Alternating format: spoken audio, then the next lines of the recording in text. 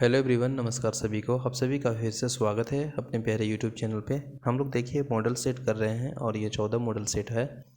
हम लोग ऑलरेडी 13 तक कर लिए हैं और काफ़ी इंपॉर्टेंट प्रश्न है ये, जो कि जनरल साइंस से रिलेटेड है। यहाँ से प्रश्न पूछे जाते हैं स्टेट पीसीएस में या स्टेट की किसी भी एग्जाम हो जिसमें साइंस से रिलेटेड प्रश्न होते हैं, या फिर स्टेट का आपका दरोगा है, ये सभी एग्जाम में यहाँ से प्रश्न पूछे जाते हैं और इम्पोर्टेंट है, जो कि हम लोग वन लाइनर के फॉर्म में देख रहे हैं। 20 से 25 क्वेश्चन 3 या 4 से 5 मिनट के बीच में देख लेते हैं, जो कि इम्पोर्टेंट है ना।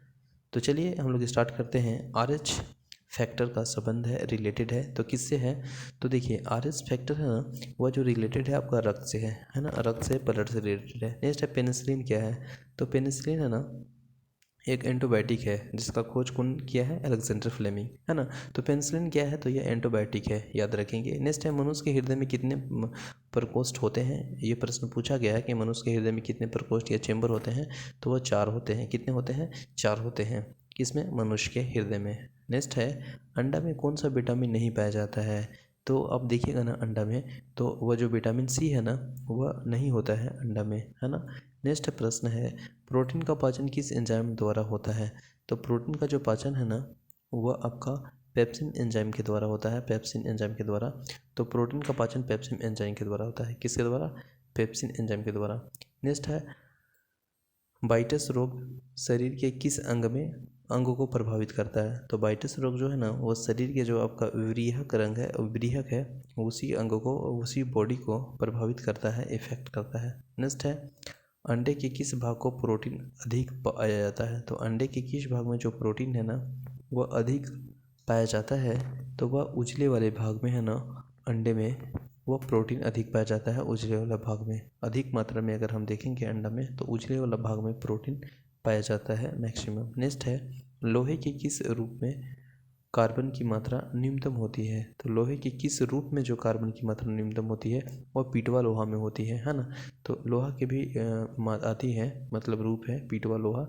तो उसमें क्या होता है ना कि कार्बन की मात्रा न्यूनतम होती है, यानी मिनिमम के रूप में देखा जाता है पीटवा लोहा में।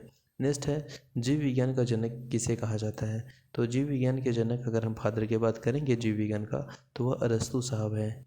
कौन है? अरस्तु है जीव विज्ञान का फादर। नेक्स्ट है रासायनिक दृष्टि से वाटर ग्लास क्या है? तो वाटर ग्लास है ना, वो सोडियम सिलिकेट है। और रासायनिक दृष्टिकोण से अगर हम देखने का प्रयास करेंगे वाटर ग्लास का, तो वह आपका सोडियम सिलिकेट है। क्या है? Sodium silicate.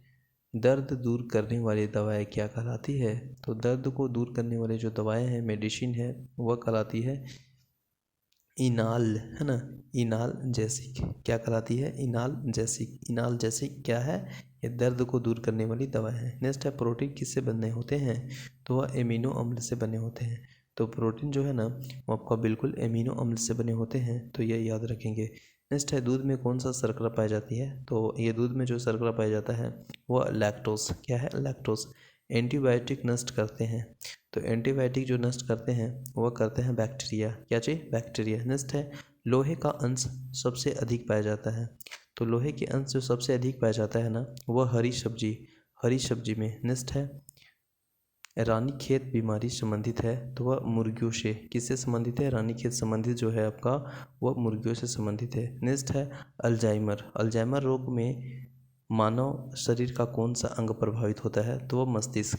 नेक्स्ट है अंडाणु का निषेचन प्राय किसके होता है, किस में होता है? तो वह फ्लोपियन ट्यूब में होता है। तो अंडाणु का जो निषेचन होता है, रिप्रोडक्शन, वो फ्लोपियन ट्यूब में होता है।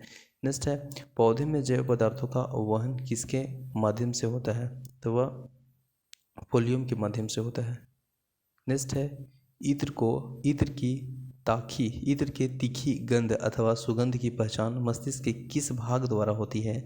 तो जो इत्र होता है ना, उसका गंध, स्मेल, सुगंध का जो पहचान अगर मस्तिष्क के द्वारा किया जाता है, तो वह सेरेब्रम के द्वारा। किसके द्वारा? सेरेब्रम के द्वारा। ठीक है। नेक्स्ट है एंटीबायोटिक एम्पलीसिन प्राप्त होती है? तो एंटीबायोटिक जो है ना, एम्पलीसिन प्राप्त होती है वह बैक्टीरिया से। किससे? बैक्टीरिया से। तो आई होप यह सेशन काफ़ी इंपॉर्टेंट लगा होगा। हम लोग बिल्कुल 4 से 5 मिनट में लगभग 20 से 25 क्वेश्चन को वन लाइनर देखते हैं, जो कि जनरल साइंस है और काफ़ी इंपॉर्टेंट है सभी एग्जामिनेशन के लिए, जिससे साइंस से रिलेटेड MCQ प्रश्न पूछ लिए जाते हैं। तो आई होप सेशन अच्छा लगा होगा, तो प्लीज़ आप लाइक करें, नए हैं तो चैनल को सब्सक्राइब करें। मिलते हैं नेक्स्ट वीडियो में, तब तक के लिए बने रहें। जय हिंद।